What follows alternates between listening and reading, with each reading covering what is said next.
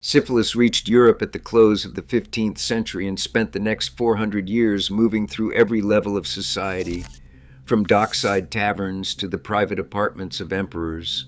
No crown could keep it out. Royal victims caught it the same ways commoners did, through brothels and marriage beds, and royal physicians failed them just as completely, since the disease rotted noses, fused spines, and dismantled minds, while the standard remedy, mercury, poisoned patients as reliably as it treated them. These are 10 royals whom historians and medical researchers have connected to death by syphilis. Some cases rest on firm consensus, confirmed by exhumed bones and modern research, while others survive only as rumor and centuries-old dispute, and at least one collapses entirely under modern scrutiny.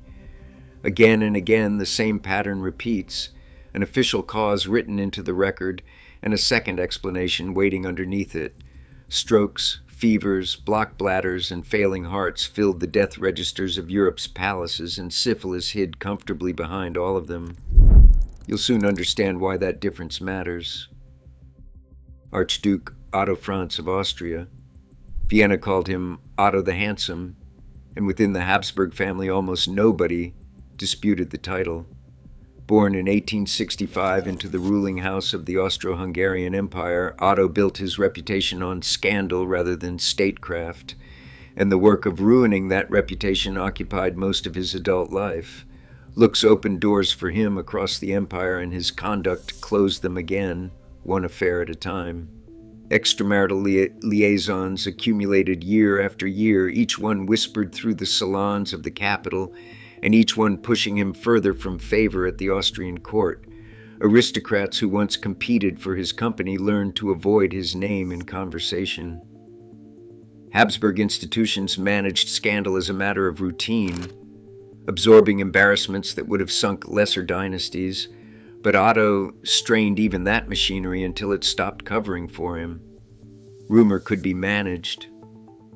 Infection could not, and by 1900 the bill arrived. Syphilis caught up with the Archduke, and the infection forced his complete withdrawal from public life. A man raised for parades and ceremonies simply vanished from all of it, and disappearances of that kind explain themselves, so Vienna drew its own conclusions in private. What followed unfolded exactly as the disease dictated, stage by stage, in a body that medicine could not defend. Untreated, syphilis works in phases, hiding for years between attacks, and its final phase destroys tissue, bone, cartilage, and mind with a thoroughness that physicians of the era could observe but never interrupt. Tertiary syphilis attacked the Archduke's face, eating away flesh until his face deformed beyond recognition, and the man Vienna once celebrated for his looks commissioned a rubber prosthetic nose to conceal what the infection left behind. Agonizing pain filled his final years. Years passed that way, pain without remedy and decline without pause, because effective treatment for syphilis would not exist until decades after his death, and the mercury compounds still in use tended to poison patients faster than they healed them. Otto endured the deterioration in seclusion, watched over by a court that traded gossip about his affairs for 20 years and now preferred not to speak of him at all. He died in 1906, hidden from the public that once followed his every scandal, and the prosthetic nose became the detail history kept, a piece of rubber covering what the disease took. His nickname outlived the face that earned it. Prince Albert Victor Christian Edward, Duke of Clarence and Avondale. Britain knew him as Prince Eddie, eldest son of the future King Edward VII, and at the start of 1892 he stood second in line to the British throne. Everything about his position pointed toward a future crown, and everything about his health pointed away from it. Influenza found him that winter. A pandemic circled the globe from 1889 onward, killing without regard for rank as it moved from city to city, and it reached the royal household in the first weeks of 1892. Eddie joined its victims at the age of 28. Britain buried a prince who spent his entire life preparing for a throne he never reached. The official record closed there, but the rumors never did. Whispers about the prince circulated long before his death. Accounts of his cognitive decline followed him through his short adult life, and after 1892, a persistent theory took shape around them that neurosyphilis, the form of the disease that attacks the brain, explained both his failing mind and his early grave. Scandal fed the speculation. In 1889, police raided a homosexual brothel on Cleveland Street in London, and allegations tied the prince to the establishment, allegations never proven in his lifetime and never fully dispelled after it. The scandal attached itself to his reputation at the exact moment his health invited questions, and the two stories merged into one. Royal illness drew gossip in every era, but Eddie's case attracted a darker grade of it, because the theories kept growing long after he could no longer answer them. Decades later, conspiracy writers dubiously connected the dead prince to the Jack the Ripper murders, and the theory required syphilis as its engine, since only a diseased and disintegrating mind, its proponents argued, could place a royal heir inside such a story. Historians treat every link in that chain as weak. The influenza pandemic that officially killed him raged across every continent, his final illness matched its pattern, and the syphilis claim rests on rumor rather than on any surviving medical documentation. Cleveland Street produced allegations, never convictions. As for the Ripper connection, it emerged generations after his death, assembled from speculation stacked on top of speculation, and each retelling added weight. The evidence never earned until the theory circulated on momentum alone. Serious biographers return the prince to his documented life, a short one shaped by duty and ended by a pandemic.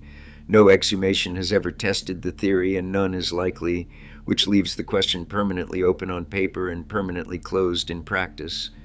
But rumor obeys its own rules, and it rarely surrenders territory once occupied. A young man whom the official record lists as a flu death, now shares shelf space with the most infamous unsolved murders in British history, and the stories have outlived everyone who could have denied them. Peter the Great, Pyotr Alexeyevich, Emperor of all Russia, dragged his country into the modern age by force, rebuilding its institutions on Western models, building a navy from nothing and expanding the empire's borders in every direction his armies could march. Resistance met him everywhere, from the church to his own nobility, and he flattened all of it. The same relentlessness governed his private life, which is where the medical speculation begins. Holland drew him as a young man, a place to study the Western methods he intended to import wholesale, and many medical historians believe he carried home more from those travels than knowledge. The suspicion rests on timing as much as evidence, since the symptoms that mattered arrived decades after the journeys that could explain them. For decades, nothing about his health confirmed the suspicion, and then his later years turned strange. Contemporaries recorded behavior they struggled to explain, eccentric and deeply erratic episodes that intensified as the emperor aged, and by the winter of 1724 his body began failing in earnest. Severe blockages formed in his urinary tract. The condition resisted every intervention his doctors attempted, and it worsened through the winter. Physicians could not clear the obstructions. Gangrene set into the bladder. Uremia followed as waste flooded his bloodstream. And in early 1725, the Emperor of all Russia died in agony at the age of 52. His official record lists gangrene of the bladder and uremia as the cause of death, and nobody disputes that those conditions killed him. Agony of that kind leaves little room for mystery about the mechanism. The dispute concerns what caused it. Urethral strictures of the kind that destroyed Peter's bladder followed advanced venereal disease often enough that physicians recognize the link, and researchers who study his case argue that untreated syphilis, contracted decades earlier during his time in Holland, explains both the fatal blockages and the neurological deterioration of his final years. Supporters of that reading point to the pattern itself, neurological disturbance and urethral destruction arriving together in the same patient long after the likely exposure.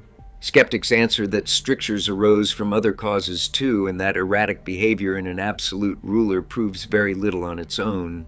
No autopsy of the modern kind existed to settle the question at the time, and the emperor's symptoms permit more than one story. Honest historians keep the case filed under speculation rather than consensus and say so plainly. Still, the arithmetic of his death carries its own weight. An emperor who rebuilt a nation, dead of a blocked bladder, with physicians 3 centuries later still arguing about what blocked it. Ferdinando de' Medici, Grand Prince of Tuscany. Heir to the Medici, Ferdinando played music at a level few princes ever matched and ranked among the prominent artistic patrons of his age, drawing composers and performers to the Tuscan court on the strength of his ear and his purse. In an age when princes bought prestige through art, Ferdinando bought better than almost anyone. He carried a second reputation as well, one discussed more quietly. The Grand Prince pursued affairs with a persistence his contemporaries described as notorious, and in 1696 that appetite collected its price.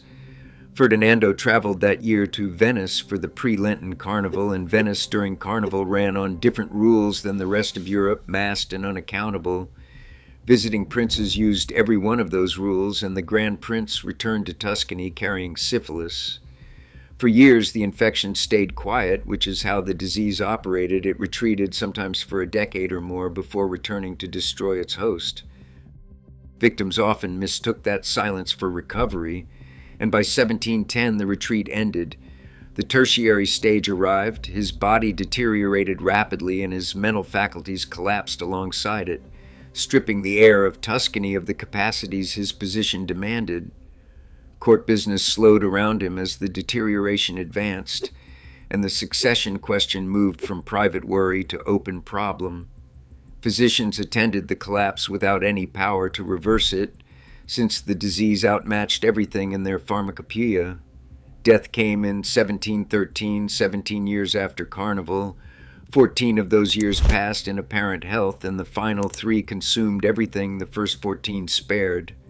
Ferdinando left behind a wife with no children, and the Tuscan court slid directly into a succession crisis, scrambling to answer a question the Grand Prince's lifestyle left unanswerable. A dynasty's continuation ran through Ferdinando, and Ferdinando left nothing behind that it could use. The crisis that consumed the court traced back in a straight line to a festival in Venice in 1696. Friedrich Karl, Duke of Württemberg-Wienerthal, differs from every other case on this list because his story moves fast. A cavalry commander by profession, Friedrich Karl rose to the regency of Württemberg, governing the duchy on behalf of his nephew, a boy too young to rule, and the appointment placed the state's armies and finances in the hands of a career soldier. Contemporaries knew him first as a fighting man. The regency added a duchy's administration to a cavalry officer's record, and he carried both roles until disease stripped him of each in turn. Soldiering and government filled his life until 1696, when syphilis announced itself with unusual aggression. Nothing in his soldier's constitution slowed it. Most victims measured their decline in decades, watching symptoms retreat and return across half a lifetime, the way the disease consumed Ferdinando de' Medici over 17 years. Friedrich Karl received no such reprieve. The pattern of remission that granted other sufferers their long pauses never appeared in his case. The infection attacked and kept attacking, dismantling his health month after month while the physicians of Württemberg watched their treatments fail. Mercury, the only weapon in their arsenal, could not keep pace with an infection moving this quickly, assuming it ever truly helped anyone at all. By December 1697, he lay dead in Stuttgart at the age of 45. From first aggressive symptoms to burial, syphilis needed under 2 years to finish a man who survived a career of cavalry warfare. Ivan the Terrible. In 1584, the Tsar of all Russia sat down to a game of chess and never finished it. He collapsed at the board and died soon after, and the official record attributed his death to a stroke, with heart failure noted alongside it. His reign supplied Russia with a byword for terror, and his bouts of madness passed into legend while he still lived. But the death itself read as ordinary, an aging tyrant with a failed heart and nothing more. Rulers of his age died of strokes constantly, and no one in 1584 possessed the tools to look deeper. For nearly 4 centuries, the matter rested there, until Soviet researchers opened his tomb in 1963. The exhumation of Ivan's remains from the Kremlin necropolis produced a finding that reframed his entire final decade. His bones held massive quantities of mercury, roughly 10 times a lethal dose, saturating a skeleton with a spine fused solid. 10 times a lethal dose is not a trace or an accident of burial chemistry. Mercury on that scale entered the Tsar's body while he lived, steadily and over a long period. In the 16th century, the metal carried one primary medical use. Physicians prescribed it as the standard treatment for syphilis, working it into the skin as ointment in the belief that one poison could drive out another, and it accumulated in the body of anyone treated long enough, doing its damage silently over years. Tremors and loosened teeth followed heavy exposure, along with mental disturbance that blended into the very disease the metal claimed to cure. A patient could rot from the cure while believing it saved him. Two explanations compete for Ivan's death, and both begin with that mercury. Some historians argue that rivals at court poisoned the Tsar deliberately, feeding him the metal until his heart stopped. A plausible end for a ruler who spent decades executing the men around him and whose court ran on the fear of outliving his suspicions. Many others read the evidence differently. In their account, Ivan treated a severe venereal disease with mercurial ointments for years, and the toxin built up in his body dose by prescribed dose until it killed him as surely as any assassin could have. 16th century patients possessed no way to separate the treatment's damage from the diseases, and neither, for a long time, did historians. Under this second reading, the fused spine and the legendary bouts of madness that stained his reign trace back to a single source, whether the disease itself, the treatment for it, or the collision of both. The English merchant Jerome Horsey, who observed the Tsar during those final years, left written accounts of the decline, an outsider's record sitting alongside the exhumation data. Where does that leave the verdict? Suspended between murder and medicine, with both camps agreeing on the poison and disagreeing only on the hand that administered it. Either a rival poisoned Ivan the Terrible, or his physicians did it one treatment at a time, and the tomb kept the distinction hidden for 379 years. Sigismund II Augustus, King of Poland and Grand Duke of Lithuania.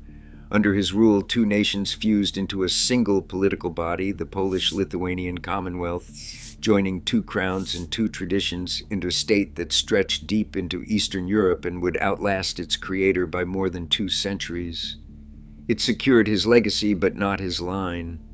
Sigismund's final years unfolded as a slow catastrophe.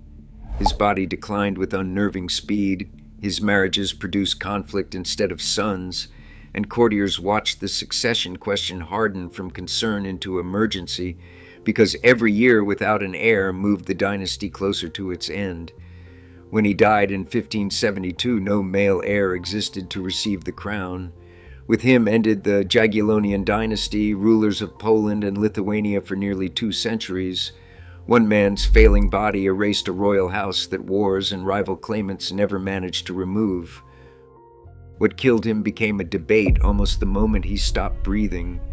Some observers pointed to tuberculosis, reading his wasting decline as consumption of the lungs. Others saw the signature of venereal disease in the same failing body. Tuberculosis and syphilis produced overlapping pictures in a dying man of that century, wasting and steady collapse, and 16th century medicine possessed no tools to tell them apart.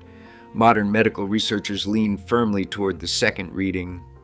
Retrospective diagnosis carries known risks, and careful researchers admit as much, yet the analysis keeps arriving at the same conclusion. A 2022 study of infection and mental illness across history classifies Sigismund among the prominent rulers who succumbed to syphilis, placing the last Jagiellonian king inside the disease's documented royal toll rather than on its speculative margins. That verdict arrived 4.5 centuries too late to change anything. History records the diagnosis. The 16th century only recorded the dying. The Commonwealth he built survived him by 200 years. His family did not survive him at all. Francis I, King of France. Francis collected artists the way other kings collected fortresses, and his patronage extended to Leonardo da Vinci himself. kept under royal protection in the artist's last years. Abroad, the king spent his reign locked in rivalry with Emperor Charles V, pouring armies and treasure into a contest for dominance over Europe that ran for decades. At home, his own body waged a quieter campaign against him. Crippling migraines tormented his later years, joined by recurring fevers and abscesses that no treatment resolved. And the king's physical decline played out in front of a court trained to notice everything. In an age when courts read a monarch's health as state information, he died on March 31st, 1547, at the age of 52 after 32 years on the throne. The record of his death names urinary tract disease and an abscess as the cause, clean and closed, at least on paper. His contemporaries told a second story. The courtier and historian Brantome, among others, spread the claim that the king carried what much of Europe called the French malady, the blunt continental name for syphilis, and that he passed the infection to his young wife, Queen Claude. Consider what that rumor meant. The King of France whispered by his own courtiers to carry the disease foreign tongues pinned on his nation, and to have delivered it into his own marriage bed. Whether the story held any truth, its circulation alone shows how his court read the king's failing body. Modern historians remain divided on the medicine, and the division runs deep. Some read the migraines, the fevers, the abscesses, and the urinary disease as the late stages of syphilis working through his system. Others diagnose severe urinary tract infections with no venereal origin at all, and they note that the two conditions produce symptoms close enough to confuse the finest physicians of the 16th century, let alone historians reading their notes 400 years later. What no argument can erase is the association itself. In the historical literature of the disease, Francis I appears again and again, a Renaissance king permanently shadowed by the malady that borrowed his country's name. Henry VIII, King of England and Ireland. He died on January 28, 1547, 9 weeks before Francis I, and for centuries afterward the two kings shared more than a death year because both carried rumors of syphilis into the grave. In Henry's case, the rumor hardened into accepted history. The story assembled itself from the visible wreckage of his reign, a king whose mind curdled into paranoia and rage, whose legs carried festering ulcers that never healed, and whose wives suffered reproductive tragedy after reproductive tragedy across decades of failed pregnancies. Every symptom seemed to fit a single diagnosis, and the fit felt too neat to question. Writers repeated it so often that it migrated from speculation into textbook fact, the kind of claim nobody checks because everybody already knows it, and each borrowing by novelists and popular historians hardened it further. For generations, syphilis answered every question about Henry at once, and the diagnosis settled over his reputation like a verdict. Modern medical historians have dismantled that verdict piece by piece, and they reject it with unusual force. Remember the mercury that saturated Ivan the Terrible's bones? Its absence is the entire case against the diagnosis here, because physicians of Tudor England applied mercury, the standard treatment for syphilis, to sufferers of every rank, and no record shows Henry ever receiving it. Few patients in the kingdom drew closer medical attention than the king, which makes that silence difficult to explain away, and researchers treat it as close to decisive. A disease that every Tudor physician recognized, treated with a remedy every Tudor physician stocked, somehow never generated a single order for that remedy in the king's case. With the old diagnosis collapsing, scholars searched for a better one. A 2010 analysis proposed that Henry carried the Kell blood antigen, an inherited trait that can turn a couple's pregnancies against themselves because a Kell-positive father and a Kell-negative mother can produce a healthy first child before the mother's immune system begins attacking the pregnancies that follow. That pattern maps onto Henry's marriages with uncomfortable precision. The same study pointed to McLeod syndrome, a genetic disorder tied to the Kell system that produces physical decline and mental deterioration beginning in midlife, matching the transformation of the athletic young Henry into the raging invalid of his final decade. Add the traumatic brain injury he suffered from jousting, and the syphilis theory loses its last foothold. Though none of the replacement diagnoses carries the lurid appeal of the original, which may explain why the myth refuses to die in popular retellings, the irony needs no decoration. Popular history convicted the wrong king and let the evidence sit unread for 4 centuries. The ruler most famously branded as syphilitic probably never suffered from the disease at all, while quieter cases across Europe carried the diagnosis to their graves, intact and unexamined. Francesco II Gonzaga, Marquis of Mantua, fought for a living. As a condottiero, a mercenary commander who sold his services to the paying states of Italy, he built his name on campaigns and battlefields in an era when Italian powers rented their wars and commanders supplied the armies and their own reputations as collateral. Mantua he ruled alongside a wife more famous than himself, Isabella d'Este, a woman whose name reached every court in Europe. His timing placed him at a grim intersection of history. Syphilis erupted across the continent only a few years before his infection, tearing through armies and the camps that followed them, and nobody yet agreed on what to call the new disease or how it moved from body to body. Early physicians argued over its origins while possessing nothing that could stop it. Armies suited the disease perfectly. War camps concentrated it and moved it from city to city faster than trade ever could. And Francesco lived the life of a soldier. He caught the infection the way thousands of fighting men did through liaisons with prostitutes while away on military campaigns.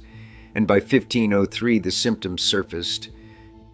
No effective treatment existed anywhere on Earth, so the disease did what it always did in that era.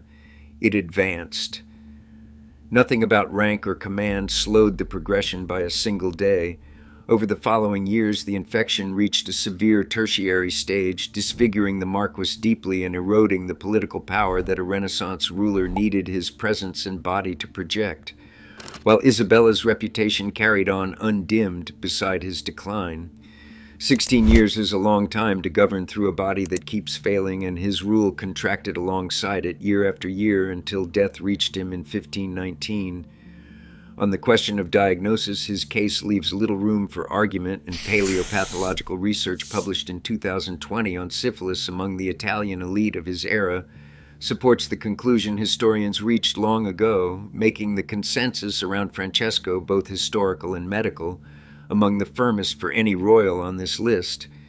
Chronology gives him one more distinction. He came first. Struck down in the disease's first years in Europe before anyone understood it, Francesco set the pattern that royal courts would repeat for the next 4 centuries. The exposure, the infection, the slow disfigurement, the quiet removal from public view. He survived every battlefield of his career. The brothels that followed the armies killed him instead.